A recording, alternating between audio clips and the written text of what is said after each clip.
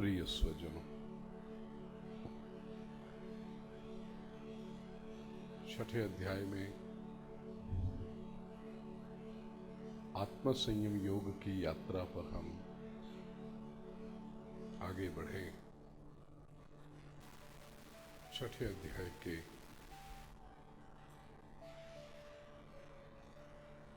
21वें श्लोक तक हमने दर्शन किया।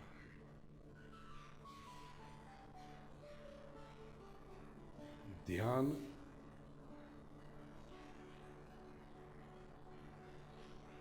जो सिद्ध कर लेता है, हाँ, उसे कुछ नियमों का पालन अवश्य करना पड़ता है।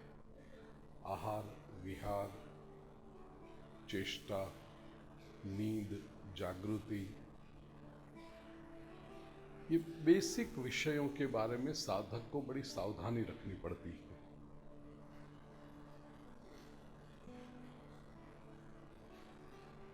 और जब वो कल हमने चिंतन किया, निर्बीज समाधि चित्त की निरुद्ध अवस्था तक पहुंच जाता है, तब सुखम आत्यंतिकम यत् तद्बुद्धिग्राह्य मतेन्द्रियम। इंद्रिय जिसको समझ भी नहीं पाते, इंद्रिय की पकड़ में नहीं आता, बियॉन्ड द सेंसुअल परसेप्शन, ऐसे केवल बुद्धि को समझ में आता है, बुद्धि जिसको पकड़ सकती है, ऐसे आत्यंतिक सुख की अनुभूति करता है, स्थिर रहता है। आइए 22वें श्लोक का दर्शन करें कि ये सुख जब उसको मिलता है। 21वें श्लोक में जो कहा कि ध्यान योगी, ध्यान करने वाला योगी चलायमान नहीं होता। वेत्ति यत्र न चैवावम स्थितश्चलति तत्वतः, वो तत्व से चलित नहीं होता। क्यों नहीं होता चलित? इसका कारण 22वें श्लोक में बताया है। एक एक चरण। यं लब्ध्वा चापरं लाभम्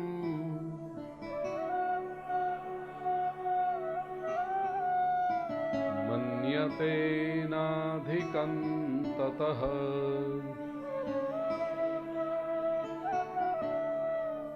यस्मिन् स्थितो न दुःखेन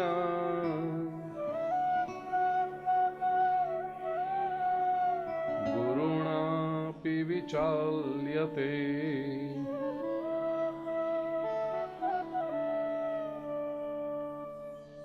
यम लाभम लब्ध्वा, जिस लाभ की प्राप्ति होकर,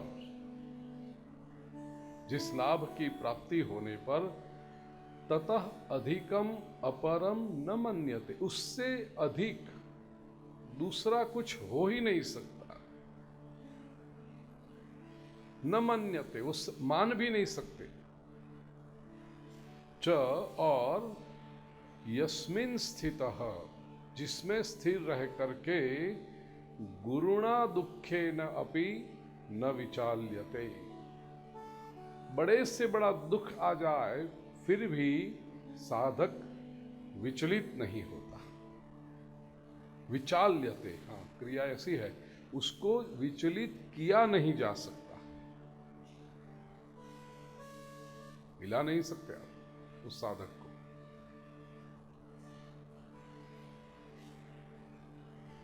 ये लाभ जो है, इससे बढ़कर और कुछ, you cannot ask for anything more than that. आत्मयोग में जो स्थिर हुआ है, ऐसा योगी आसपास दुख की परिस्थिति हो भी, फिर भी वो दुखी नहीं होता, उसे दुखी किया ही नहीं जा सकता।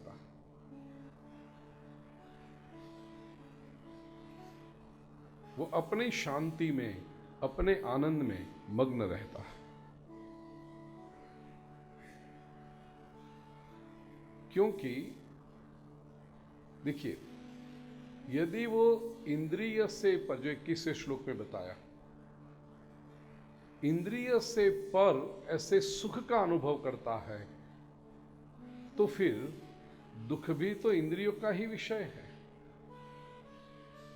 एक बार वो इंद्रिय से पर चला गया, बुद्धि के डोमेन में रहने लगा, तो इंद्रियों से जो दुख आता है उससे तो वो बुद्धि से एनालिसिस कर सकता है कि मुझे इस दुख से दुखी होने की आवश्यकता है क्या। अधिकतर मनुष्य दुखी होते हैं क्योंकि जो परिस्थिति में वो दुखी हो रहे हैं उस परिस्थिति का बुद्धि से चिंतन ही नहीं करते। भगवान बुद्ध का एक दृष्टांत मुझे इतना मार्गदर्शक रहा है इस क्षेत्र में, और कई बार कथाओं में कहा है, दुख की परिस्थिति होने पर हम दुखी हो जाएं यह आवश्यक नहीं।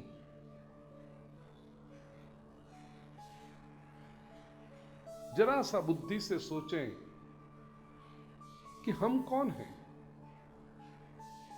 क्यों हम ये विषय और इंद्रिय के संयोग से या तो संसार के कुछ घटनाओं से दुखी होना स्वीकार कर लेते हैं। Why do we choose to be unhappy? आप कहोगे भले आदमी दुखी होना कोई स्वीकार करेगा, कोई चूज करेगा, कोई चॉइस करेगा। हाँ, हम चूज करते हैं दुखी हो। हमें अधिकार है कि दुख की परिस्थिति हो फिर भी हम दुखी ना हो, लेकिन हम उस अधिकार का प्रयोग नहीं करते। बुद्ध एक गांव में थे, प्रवचन कर रहे थे। कुछ लोग एकाग्रता से बैठकर उनके प्रवचन का श्रवण कर रहे थे, अत्यंत आदर से श्रवण कर रहे थे। एक बात याद रखना, सभी लोग हमारी प्रशंसा करें इस भ्रांति में मत रहना। महापुरुष लोग भी नहीं रहते इस भ्रांति में। 10 में से 8 लोग हमारी प्रशंसा करेंगे तो 2 लोग विरोधी भी होंगे ही, और कई बार तो ऐसा लगता है होने भी चाहिए ये विरोधी लोग। बुद्ध के भी कुछ विरोधी थे। गांव में से किसी एक व्यक्ति को उन्होंने तैयार किया कि जाओ, बुद्ध को लोग इतनी शांति से सुन रहे हैं, उसमें व्यवधान डालो, बुद्ध को डिस्टर्ब करो, क्रोधित कर दो बुद्ध को। कोई व्यक्ति आया, नशे में चूर था, बिखरे हुए बाल, कपड़ों का ठिकाना नहीं, लाल आंखें। आकर के बुद्ध जहां प्रवचन कर रहे थे वहां आकर अनाप शनाप गालियां बकने लगा। जो लोग प्रवचन सुन रहे थे वो चौंक गए, अरे ये व्यक्ति बुद्ध जैसे महापुरुष को गालियां बक रहा है। चौंके, लेकिन बोले कुछ नहीं। वो 50 आदमी बैठकर सुन रहे थे, एक आदमी गालियां बक रहा है, 50 के 50 आदमी उस एक आदमी की गालियां सुन रहे। 50 में से एक की भी हिम्मत न हुई कि खड़ा होकर के उस एक आदमी का विरोध करे, उसे चुप कर दे। बुद्ध भी शांत बैठे रहे और वो आदमी गालियां बकता गया। 20 मिनट, 25 मिनट, 30 मिनट तक। एक किमिया समझ लेना, कोई भी व्यक्ति क्रोध में आकर के चिल्ला रहा हो और आप उसको कोई उत्तर ही न दो तो सामने वाले व्यक्ति को क्रोध करने का मजा ही नहीं आता। गुब्बारे में से जैसे हवा निकल जाती है ना, ऐसे वो भी बलून में से हवा फूस करके निकल जाती। क्रोध करने का मजा कब आए? वो एक वाक्य बोले, एक शब्द बोले, तुम 2 बोलो, वो 3 बोले, तुम 5 बोलो, वो 10 बोले, तुम 25 बोलो।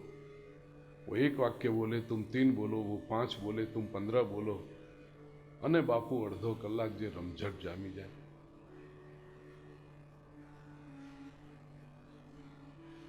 सामने वाला व्यक्ति क्रोध करता रहे, तुम कोई उत्तर ही न दो,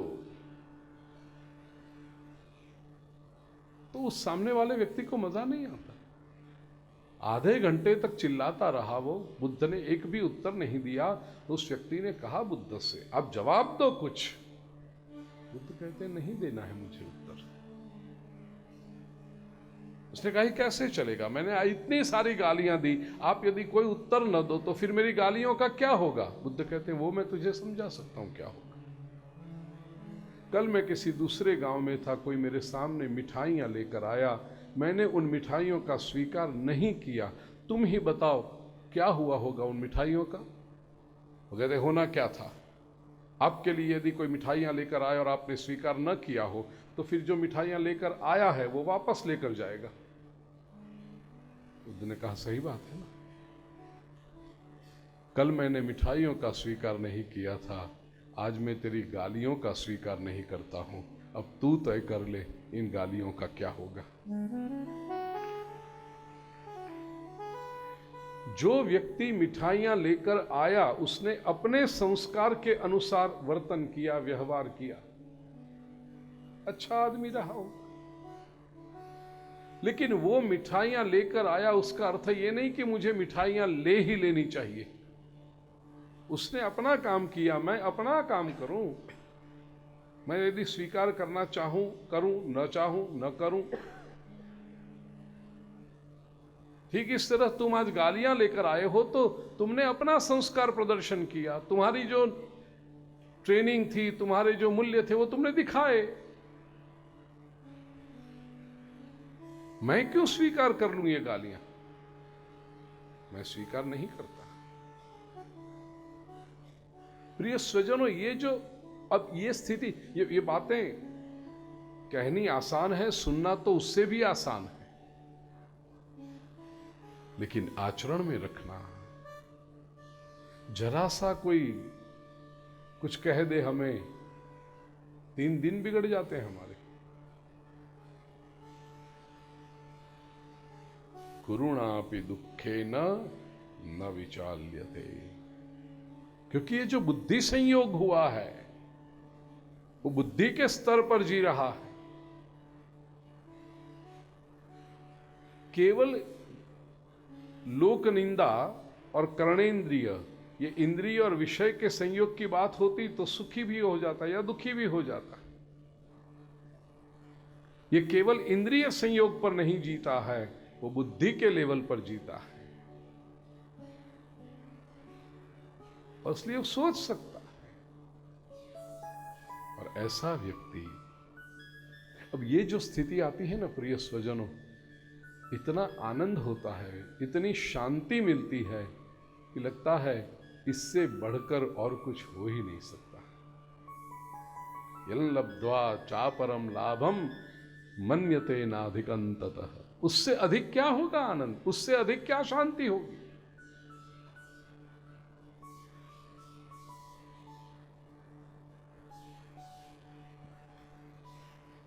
सामने वाला चाहे कुछ भी कर ले, दुख देने का भी प्रयास करे, इस व्यक्ति की स्थिरता से उसे हटाया नहीं जा सकता। जिसे पता चल गया अपने भीतर अनंत आनंद का स्रोत है, इनएग्जॉस्टिबल सोर्स। केवल मैं हैप्पीनेस या जॉय कहना नहीं चाहता, इनएग्जॉस्टिबल सोर्स ऑफ ब्लिस, ये जिसके भीतर है, आत्मज्ञान का जिसको अनुभव हुआ है, उसे क्या दुखी करोगे। और सनातन वैदिक संस्कृति में तो ऐसे कई दृष्टांत मिलेंगे, लेकिन यह अनुभव जिन्होंने पाया वे चाहे कोई दूसरी श्रद्धा में हो, दुनिया के किसी दूसरे देश में हुए हो, लेकिन आध्यात्मिक अनुभव तो वही होता है।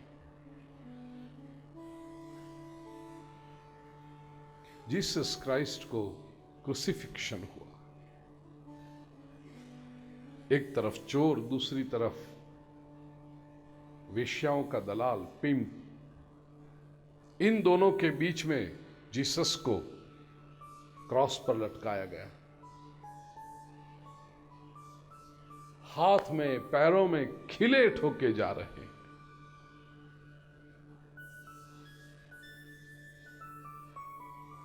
आदमी था वो भी, दुख तो हुआ होगा, दर्द तो हुआ होगा। शुरुआत जो हुई खिला ठोकने की, आह निकल गई, चीख निकल गई।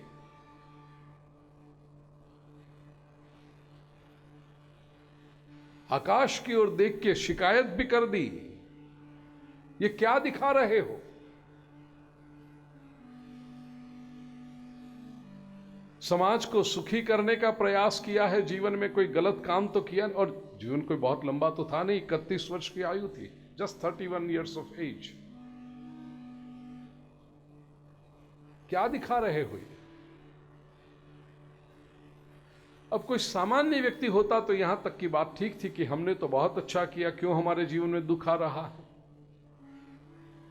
What wrong have I done to suffer this? क्या दिखा रहे हो ये पूछा ना, तब तक ये जोसेफ बढ़ई का बेटा था, कारपेंटर का बेटा था। लेकिन जैसे ही ये बात आई, उनके मन में प्रश्न हुआ, मैं क्या कर रहा हूं? जीवन की अंतिम क्षणों में शिकायत।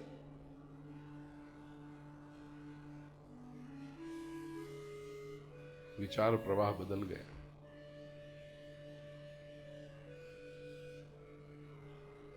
फिर से ऊपर दृष्टि की और कहा, Thy will be done। जो तुम्हारी इच्छा हो वो हमें मंजूर है। ये Thy will be done जो कहा और आंखें मूंद ली, ये एक क्षण के अंदर जोसेफ कारपेंटर का बेटा जीसस क्राइस्ट बन गया। क्राइस्ट शब्द का अर्थ है पवित्र, द होली। वो महापुरुष बन गया। अब उससे कोई विचलित नहीं कर सकता। खिले ठुकवाना है, ठुकवा लो। क्रॉस पे चढ़ाना है, चढ़वा लो, जो तुम्हारी इच्छा। और इससे हमारे मन की शांति में, प्रसन्नता में, आनंद में, या तो तुम्हारे प्रति प्रभु निष्ठा में कोई फर्क नहीं पड़ेगा। सामान्य व्यक्ति तो कितनी छोटी छोटी बातों में विचलित हो जाता है। यहां गुरुणा अपि दुखेन न विचाल्यते। दुख जिनके सामने दुखी होकर के चले जाएं, ये दुखी न हो। ये स्थिति।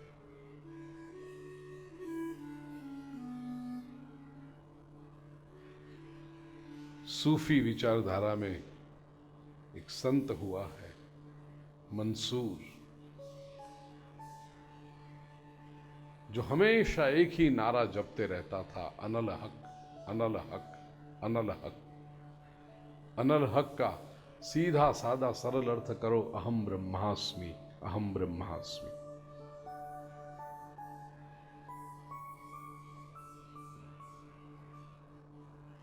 वो जो विचारधारा है इस्लाम, उसमें अहम, तुम अल्लाह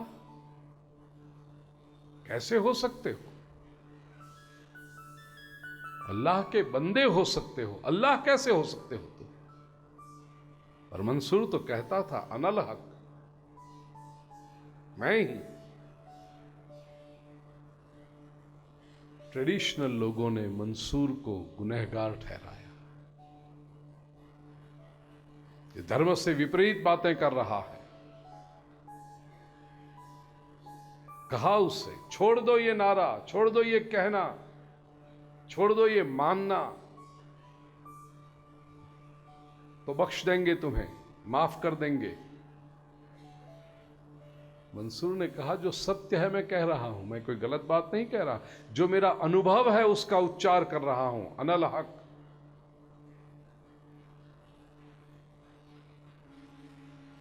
मंसूर को पत्थर मार मार के मार डालने की सजा दी गई। चौराहे में बीच में मंसूर, चारों तरफ स्वयं को धर्म का ठेकेदार समझने वाले लोग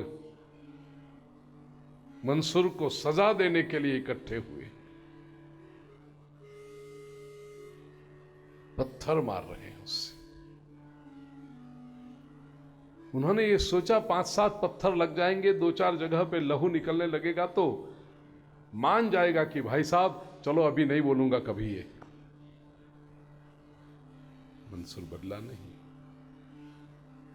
पूछा उसे, मर रहे हो अब तो बोलो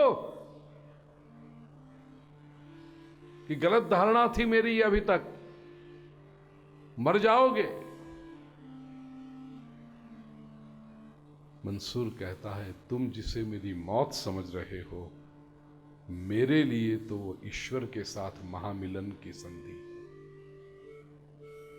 मुझे अनुभव हो रहा है, बाहें फैलाए मेरा परमात्मा खड़ा है मुझे आलिंगन देने के लिए। मौत का मुझे भय नहीं।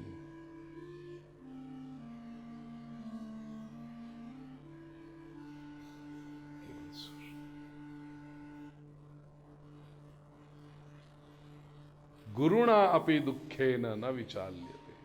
मृत्यु से बढ़कर और दुख क्या होगा? जीवन में कैसी भी परिस्थिति आ जाए, बैक होम भारत की पवित्र भूमि पर अपना गुजरात तो नरसिंह महतो, जुआन अवस्था में पत्नी की मृत्यु हुई और 2 संतान है, एक बेटा एक बेटी। किसी भी व्यक्ति की युवावस्था में पत्नी की मृत्यु हो जाए तो उसको चिंता तो होगी कि अब जीवन कैसे बीतेगा, बच्चे कैसे बड़े होंगे, क्या करेंगे। नरसिंह मेहता की पत्नी की मृत्यु हुई। मेहता कह रहे हैं भलूं थयूं भांगी जंजाल सुखे भजीशु।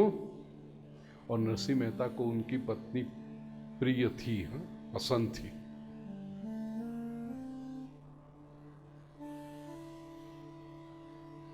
मीराबाई को जब जहर का प्याला दिया जाता है, दुख है कि नहीं? ससुराल वाले परेशान कर रहे हैं। एक भजन, एक गीत, ऐसा एक साखी मुझे मीरा की बताइए जहां पर मीरा कह रही हो कि हे गिरधर गोपाल ये तू क्या करा रहा है? मैं तेरी इतनी भक्ति करती हूं, तुम मुझे इतना दुख दिए जा रहे हो। ऐसी दुख की परिस्थिति निर्माण करते हो। कहीं पर कोई शिकायत नहीं। मारो राम राखे तेम रहिए, उद्धव जी हमें चिट्ठी ना चाकर चाहिए। गुरुणा अपि दुखे न विचाल्यते। कितने दृष्टांत।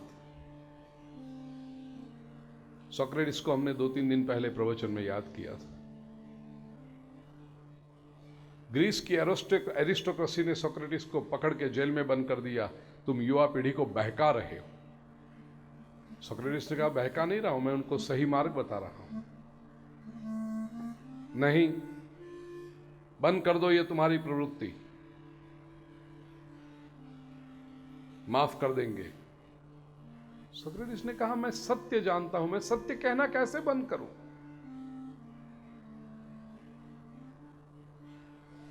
मृत्युदंड दिया जाएगा तुम्हें। सोक्रेटिस ने कहा मंजूर है। विषपान, जहर पिला करके सोक्रेटिस को मारने की सजा दी।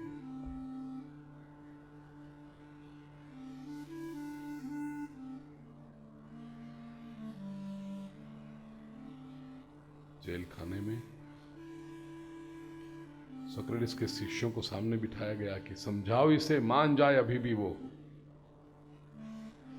शिष्य अपने मास्टर्स को जानते थे, वो नहीं, 1 के 2 नहीं होंगे, हिलेंगे नहीं अपने संकल्प से। और जहर जो बना रहा था वो भी सोक्रेटिस का शिष्य था।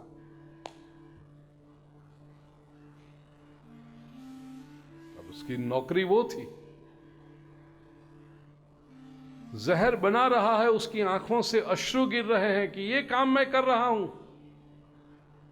अभी तक तो दूसरे कई गुनहगारों को, कैदियों को मैंने ये जहर पिलाया, तब कोई गिला शिकवा नहीं था, कोई पीड़ा नहीं थी। लेकिन आज जो मैं विष बना रहा हूं, मेरा मास्टर, जिनको मैं गुरु स्थान पर मानता हूं, उनको पिलाना पड़ेगा मुझे।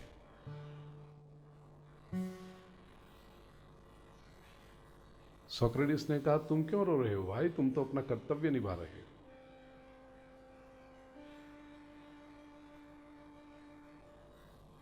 सोक्रेटिस की आत्मकथा में यह प्रसंग पढ़ना प्रिय स्वजन।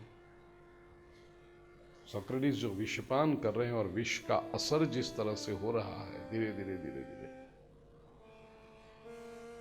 और सामने शिष्य बैठे उनको उपदेश किए जा रहे हैं।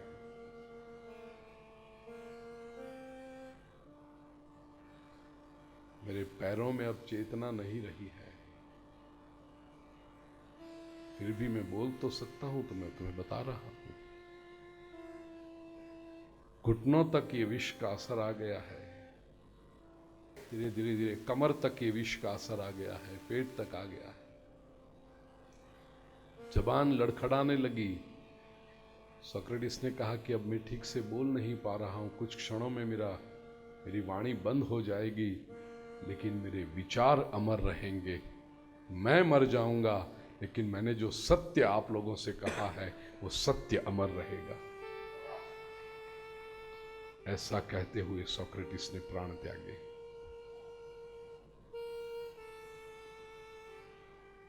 इस स्थिति में जब व्यक्ति पहुंचता है ना, अ स्ट्रॉन्ग कन्विक्शन।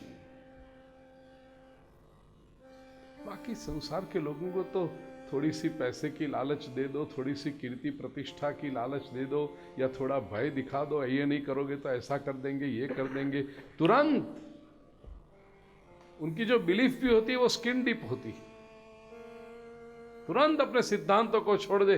नहीं नहीं, वो तो क्या है, वाणियां मूछ नीची, जीव तो नर भद्रापा में,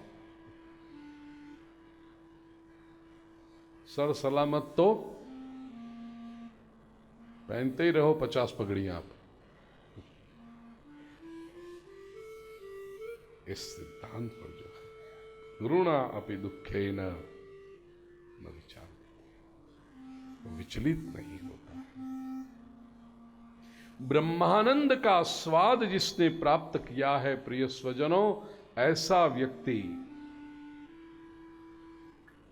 उसने भीतर से इतनी स्वस्थता प्राप्त कर ली है कि बाहर की जो समाज की दृष्टि से लगता है कि दुख की परिस्थिति है, ऐसी परिस्थिति में उनको कोई दुख का अनुभव होता ही नहीं।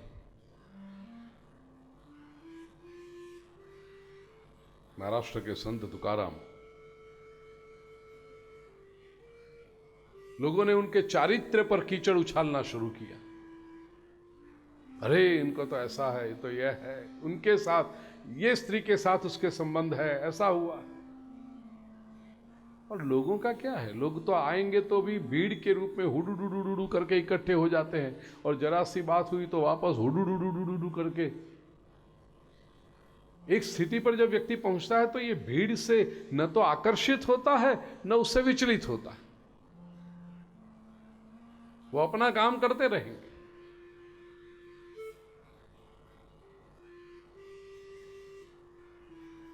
जिस तुकाराम को लोग चरण स्पर्श करते थे, उनकी दुहाई देते थे, उनकी प्रशंसा करते थे, बिल्कुल बेसलेस एलिगेशन, कोई तथ्य उसमें था ही नहीं, लेकिन कर्णोपकर्ण बात आई, तुकाराम ने ऐसा किया, उनको तो ऐसे, वो स्त्री के साथ वो स्त्री, अच्छा अच्छा अच्छा अच्छा, ओ हाय हा, ऐसा तुकाराम, हा, दूर होने लगे लोग।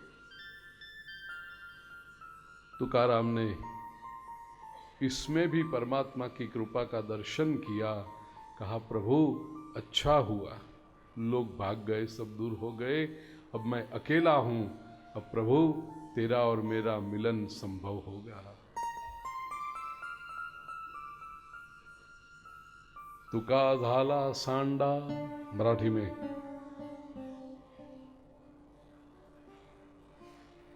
विटंबिती पोरे रांडा, घडे एकांताचा वास। युद्ध का तो यम लब्ध्वा, ये जिसको ये यम परम तत्व को प्राप्त करके यह स्थिति आती है। 23वां श्लोक,